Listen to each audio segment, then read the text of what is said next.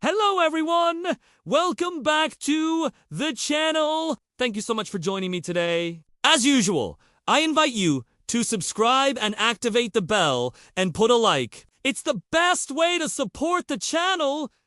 And we have another really interesting story today. It comes from the city of Orange, California, which is in Orange County, very close to Los Angeles. The year was 2017.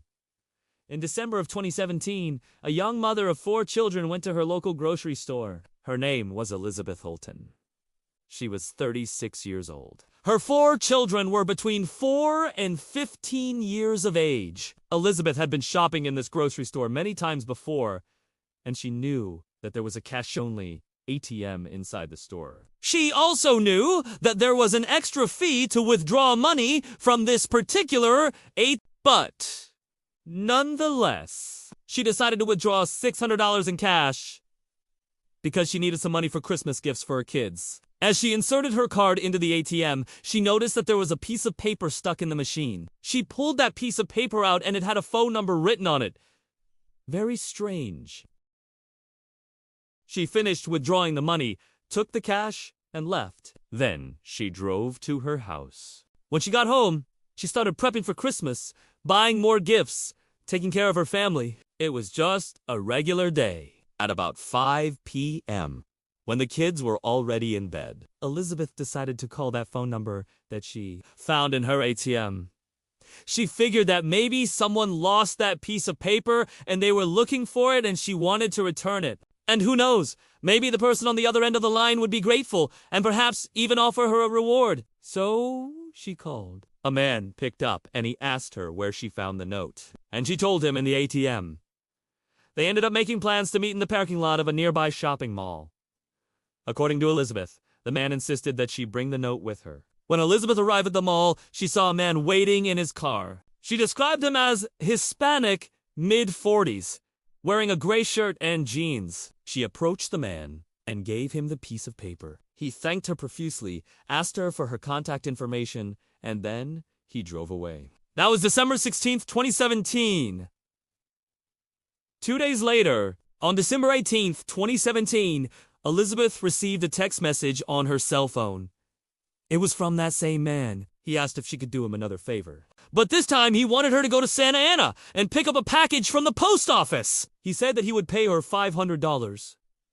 Elizabeth declined at first, but the man insisted. He told her that the package was very important and that he would double the payment to $1,000 if she agreed to help him. Elizabeth finally caved in and agreed. On December 19th, Elizabeth went to the post office in Santa Ana and waited by her car. Soon enough, the man arrived and handed her 2 envelopes and $100 in cash. She put everything in her car and drove away. On December 27th, 2017, Elizabeth received another text from the man. He asked her to meet him in the same parking lot where they met before. This time, he wanted to give her the remaining $900.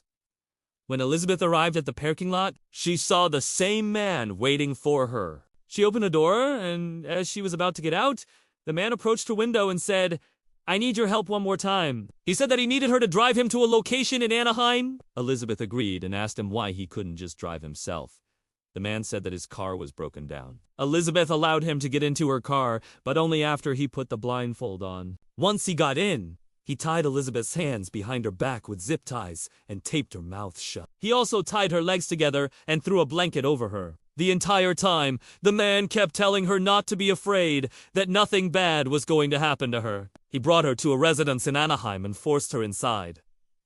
Then he put her in a chair and tied it to the chair. He blindfolded her and left her there. After a while, Elizabeth managed to free herself from the rope and she left the residence. At this point, she was hysterical, of course, and she ran into a nearby Denny's restaurant. People inside the restaurant called 911 and soon police officers arrived. Elizabeth told the police about everything that had happened to her. About the pieces of paper, the ATM, the man who had been harassing her and asking her for favors. Police officers tracked the phone number to a residence in Santa Ana, and that's where they found the man. His name was Salvadoran. They arrested him and charged him with kidnapping, false imprisonment, dissuasion of a witness, and receiving stolen property. That last charge was due to the fact that they found several credit cards in his possession that belonged to other people. Mr. Avelino's attorney argued that his client did not commit any crimes, that he had done nothing wrong. He claimed that his client had found these pieces of paper in the parking lot of the grocery store,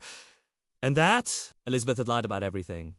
Well, here's what we know for sure. We know that Elizabeth received those text messages because we have them in evidence. We know that she picked up 2 packages from the post office in Santa Ana because we have surveillance footage that shows her doing it. We also know that the defendant SDNA was found on both of those envelopes that she picked up. In addition to that, we have additional witnesses that corroborate the victim's story.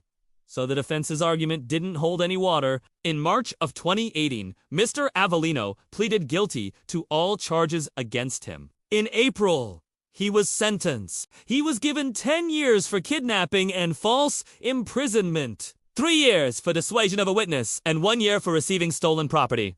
All sentences are to run concurrently. So he was sentenced to 10 years in prison and was ordered to pay a fine of $5,750.